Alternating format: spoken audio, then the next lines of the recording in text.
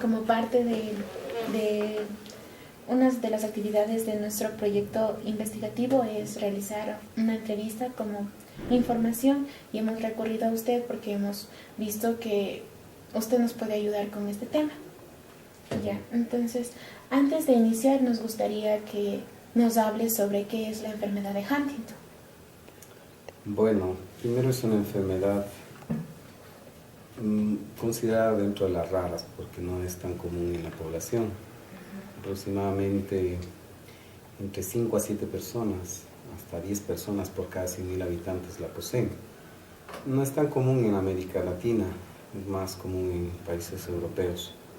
Es una enfermedad neurodegenerativa, cual implica pérdida o muerte de neuronas, porque se produce a veces una gliosis fundamentalmente en lo que es el cuerpo estriado, a nivel de ganglios de la base, y pérdida de neuronas de la corteza cerebral. Es hereditaria, es autosómica dominante, lo cual las últimas investigaciones determinan que existen antecedentes genéticos de la misma. Doctor, ¿y esta enfermedad cuáles serían las causas para que se den o por qué usted cree que no se dan en América Latina muchos casos como se dan en Europa? Bueno, hay algunas teorías científicas. Una de ellas es la sociedad europea y asiática es una sociedad que tiene muchos años comparada con la latina. Lógicamente la predisposición hacia mutación de genes es mayor en culturas y en grupos en donde hay más tiempo de vigencia y permanencia en la sociedad. Por ende, pues ese puede ser un factor, factores alimenticios, factores ambientales que pueden crear ciertas predisposiciones. Pues la parte de la genética es así, particularmente. Aparte de la causa genética que es predominante en la enfermedad de Huntington o es la principal, ¿usted cree que existan otras causas? Hay factores predisponentes que activan, pero fundamentalmente se ha llegado a comprobar que tiene características más de predisposición genética, es decir, es hereditaria. Esa es la que principalmente. Los factores del ambiente pueden ser predisposiciones o pueden ser predisponentes para el surgimiento de esta enfermedad, pero no determinantes de dicha enfermedad. Nosotros hemos investigado que una de las alteraciones que produce esta enfermedad es en el lenguaje. ¿Por qué cree usted o qué estructuras se deterioran de acuerdo a esta enfermedad, por esta enfermedad? Bueno, ya había manifestado que lo que es una gliosis, que implica un crecimiento anormal de las glías a nivel del cuerpo estriado, desencadena problemas tanto cognitivos como motores y hasta de orden psiquiátrico. Si bien es cierto, los síntomas de orden cognitivo y psiquiátrico aparecen antes que los motores, porque es una enfermedad que surge entre los 30 a 40 años de edad. No existe determinación desde el punto de vista sexual, por lo tanto pueden adquirirlo hombres o mujeres indistintamente e indistintamente de la etnia a la que pertenezcan. De tal manera que unos meses antes o años antes de los síntomas motores aparecen los síntomas cognitivos, que pueden estar determinados por distracción, disminución de la capacidad de memoria, irritabilidad, insomnio, alucinaciones y otros síntomas más, lo que a muchos profesionales les hace confundir en cuanto al diagnóstico. El diagnóstico, por lo general, de pacientes que en sus etapas iniciales presentan Huntington se confunde con el de esquizofrenia por la sintomatología. Por tanto, hay que tener mucha experiencia y sutileza como para lograr identificar realmente.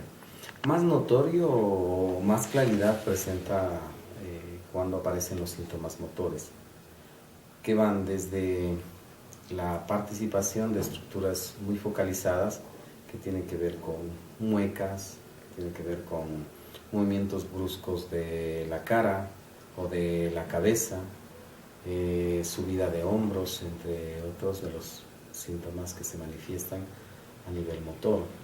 pero también pueden ir hacia otros mucho más complejos que tienen que ver con disartria. Más que problemas de lenguaje como tal, está más relacionado con la estructuración del lenguaje, la parte sintáctica, la parte morfológica del lenguaje. Entonces pueden presentar una disartria, pueden presentar dificultades en la comprensión, en el razonamiento, ¿sí?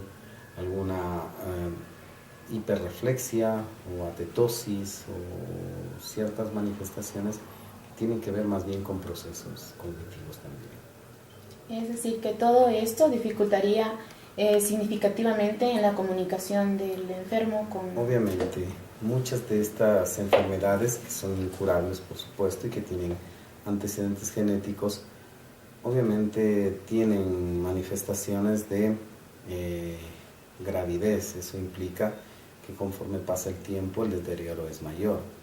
Y lógicamente el tiempo de vida de un paciente, si bien no está determinado en un espacio como en otras enfermedades, pero depende del entorno, depende del ambiente, depende de la familia para que este estilo de vida pues se mejore, a más de la atención y el apoyo que puedan dar profesionales. Es una enfermedad que puede ser discapacitante social, no física necesariamente, pero sí social, por la crítica, por la no aceptación, por la creencia, el miedo y el desconocimiento de la misma. Sin embargo, si no se atiende a estos pacientes, hay un deterioro cognitivo por la pérdida neuronal y un deterioro cortical que puede agravar los síntomas e inducir, si no tiene el apoyo, a una muerte mucho más prematura. Y para finalizar, doctor, según su criterio, ¿usted qué cree? Los cuidadores para los pacientes de Huntington, ¿hacia dónde deberían de dirigir sus estrategias para mejorar la calidad de vida de estas? Bueno, primero pensar que no porque tienen un trastorno, una enfermedad, son objetos. Son seres humanos que sienten, que también perciben su entorno, que se dan cuenta de las actitudes, reacciones que los cuidadores o las personas que están cerca de ellos evidencian. Por lo tanto, una principal recomendación es que estos pacientes reciban todo el soporte afectivo que puedan tener, y lo hacen fundamentalmente de la familia. Segundo, pues que quienes están cerca de los pacientes sepan, conozcan de qué es la enfermedad, cómo evoluciona, qué síntomas tiene, qué manifestaciones, para que logren entender de mejor forma a los pacientes. Tercero, es importante que permanentemente se tenga el apoyo de un equipo de profesionales como el neurólogo, el neuropsicólogo, el psicólogo clínico y pues los terapistas ocupacionales, que son aquellos que están pendientes del desarrollo de muchas áreas. Es importante la terapia ocupacional, es importante la actividad física, es importante que los pacientes también estén interactuando con otras personas para evitar el deterioro a posterior. Entonces, el manejo desde la parte ética, asumir de que cuidar a un paciente no es una carga, sino es una actividad que enriquece y potencia a cualquier ser humano que no lo posea o que no posea dicha enfermedad. Ya.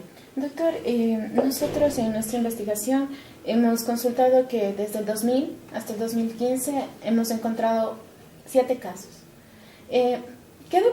¿Usted qué cree que debería de hacer el gobierno o el Ministerio de Salud para fomentar más el estudio en estas áreas de la ciencia, por ejemplo en la genética molecular? ¿Cómo debería de innovar para que las personas o los estudiantes se interesen por esto? Bueno, de pronto estas son las estadísticas que se tienen, pero las estadísticas siempre son frías. Por lo general hay algunos casos que son ocultos todavía, pese al avance científico. Hay muchos casos en los que por vergüenza las familias no los evidencian y por eso no hacen el seguimiento adecuado.